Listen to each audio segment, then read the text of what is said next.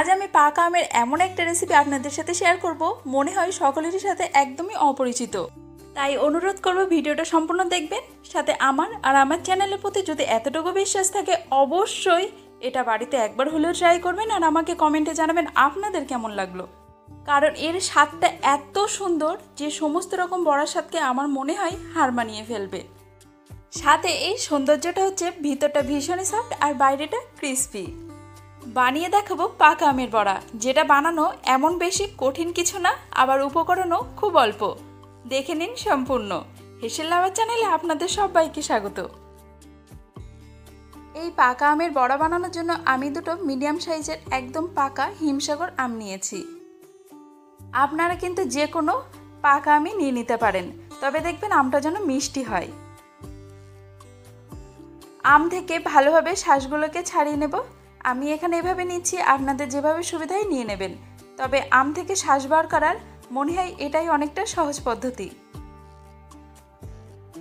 আমি শাঁসগুলো নিয়ে মিক্সারে দিয়ে ব্লেন্ড করে নেব। তবে কিন্তু আপনারা চাইলে হাত দিয়েও ভালোভাবে চটকে নিয়ে নিতে পারেন। তবে খেয়াল রাখবেন যেন গোটা ভাব ততটা না থাকে। 1/4 কাপ দিয়ে দিচ্ছি মিষ্টির গুঁড়ো। আপনারা আমার ভিডিওগুলো দেখলে খেয়াল করবেন আমি চিনিটা অ্যাভয়েড করে মিষ্টিটা ব্যবহার করি, তবে আপনারা কিন্তু এখানে চিনিটা অবশ্যই দিয়ে দিতে পারেন।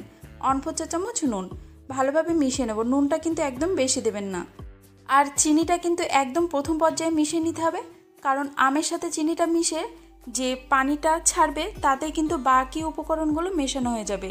প্রথমে একটু মিশিয়ে চেক করে দেখেছিলাম, মিষ্টির আরও একটু প্রয়োজন হয়েছিল, তাই আবারও যোগ করেছিলাম। তবে আপনারা কিন্তু অবশ্যই নিজেদের স্বাদ মতো দিয়ে দেবেন।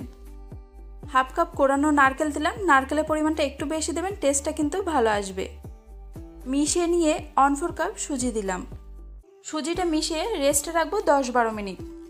কারণ রেস্টে রাখলে কি হবে, আমের রসটা সুজি টেনে আরও একটু গাঢ় হয়ে আসবে। রেস্টে রাখার পর আবারও একটু ভালোভাবে মিশিয়ে নিলাম।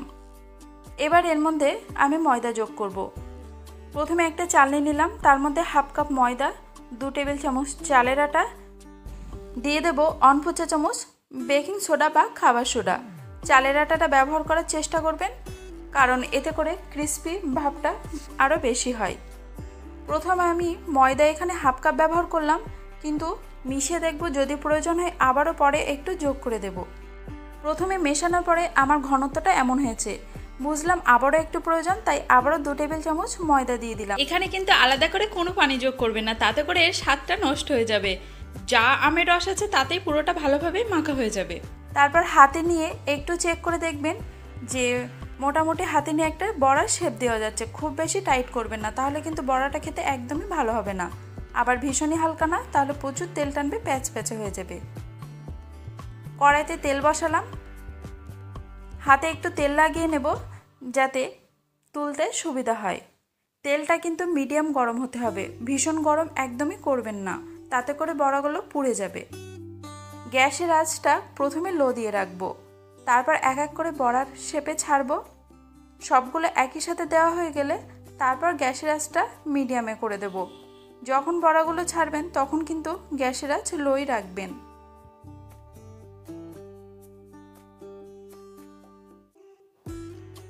সবগুলো দেওয়ার পরে গ্যাসের আঁচটা মিডিয়াম দিয়ে নাড়াচাড়া করব।